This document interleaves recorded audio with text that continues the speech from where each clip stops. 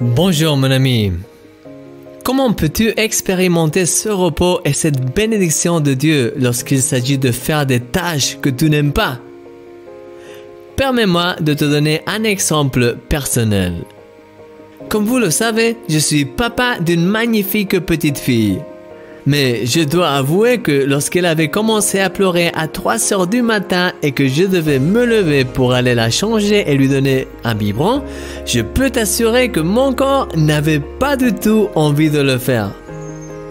Dans ces moments-là, j'aurais pu me mettre en colère, me plaindre ou me laisser submerger, ce qui, sans aucun doute, m'aurait privé de la paix et du repos du Seigneur pour ma vie.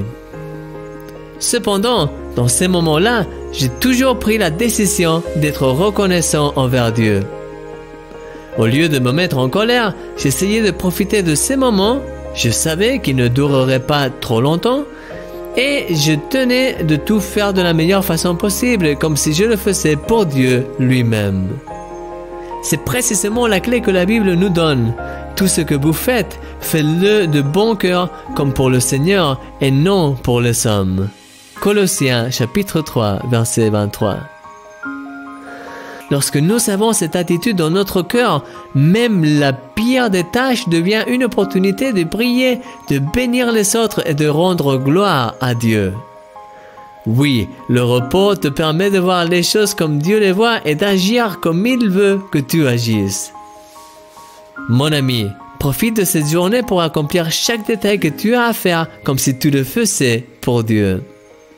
Que ce soit la préparation d'un repas, la réponse à des clients, la rédaction d'un rapport pour ton patron ou des révisions pour un examen, fais chacune de ces choses de tout ton cœur comme pour Dieu. Et tu verras comment tu ressentiras la paix et la bénédiction de Dieu dans les moindres détails.